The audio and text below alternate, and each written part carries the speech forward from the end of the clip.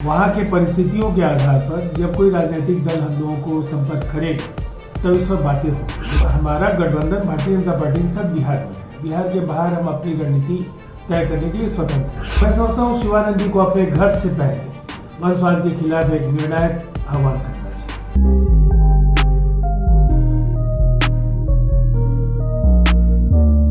पश्चिम बंगाल चुनाव को लेकर आपकी पार्टी की तरफ से बयान आया कि पार्टी पश्चिम बंगाल का चुनाव लड़ेगी, 75 सीटों पर लड़ेगी, ज्यादा सीटों पर भी लड़ सकती है।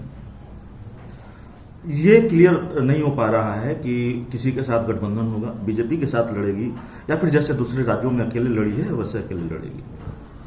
देखिए, अभी पश्चिम बंगाल में पहले भी हम चुनाव लड़ते रहे हैं और सांगठनिक विस्तार की दृष्टि से देश के अलग अलग राज्यों में हम इसके पूर्व में भी अपने उम्मीदवार उतारते रहे। गठबंधन के लिए सारे विकल्प हमारे खुले हुए हैं।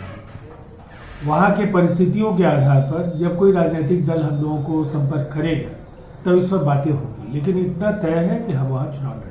अगर टीएमसी की तरफ से कोई पहल होती है तो क्या गठबंधन होगा टीएमसी? अभी तो कुछ भी, जब तक किसी दल की ओर से प्रस्ताव नहीं आता है तब तक अभी आधिकारिक तौर पर कुछ भी कहना उचित नहीं होगा। पहले किसी पेशकश के आने के बाद ही इस पर कोई प्रतिक्रिया देना उचित होगा। परहेज नहीं है ना।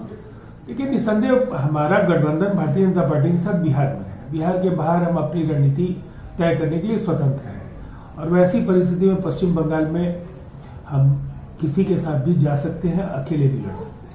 सर, पश्चिम बंगाल की मुख्यमंत्री टीएमसी की सुप्रीमो ममता बनर्जी के रणनीतिकार की भूमिका में है प्रशांत किशोर, और बिहार में बीजेपी से ज्यादा प्रशांत किशोर को लेकर जेडीयू हमलावर है। जेडीयू के नेता हैं, मैं नाम लूं तो डॉक्टर अजय आलोक लगातार निशाना साध रहे हैं, हमले कर रहे हैं। तो जेडीयू के निशाने पर प्रशांत किशोर इतना क्यों है? अब इनको 2+2 4 बनाने की जरूरत नहीं है। हमारा शीर्ष नेतृत्व स्थितियों पर नजर रखे हुए है। वहां के कार्यकर्ताओं का जो आकलन है उसके आधार पर आखिरी निर्णय होगा और संबंधों के बनने या बिगड़ने से जो चुनावी रणनीति है वो प्रभावित नहीं होगी। एक आखिरी सवाल है सर, आरजेडी में जो कुछ भी चल रहा है आप जानते हैं, शिवानंद तिवारी की तरफ से एक बयान आया और उन्होंने कांग्रेस के शीर्ष नेतृत्व को सलाह दे दी कि भाई आप पुत्र मोह से बाहर निकलिए। अब कांग्रेस कह रही है कि सब कुछ जेडीयू बीजेपी के इशारे पर हो रहा है। शिवानंद तिवारी बीजेपी ज्वाइन करना चाहते हैं, जेडीयू ज्वाइन करना चाहते हैं। शिवानंद जी के अंदर का दार्शनिक जागा है और अब थोड़ा अगर उन्मुक्त विचार जब उनके आ ही रहे हैं और वंशवाद को लेकर के इतनी तीखी प्रतिक्रिया कांग्रेस के बारे में उन्होंने दी है जिससे हम सब भी सहमत हैं, तो अब एक बार उन्हें अपनी पार्टी के नेतृत्व पर भी करना चाहिए। और निसंदेह तेजस्वी जी की भी पहचान लालू जी के पुत्र के रूप में ही है।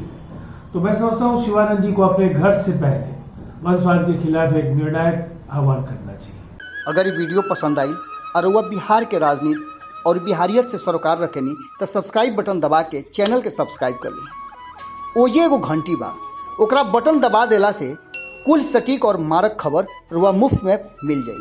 अगर रुआ पत्रकारिता के हमनी के नया प्रयोग में सहयोग कर चाहतानी तो ज्वाइन बटन दबा दी।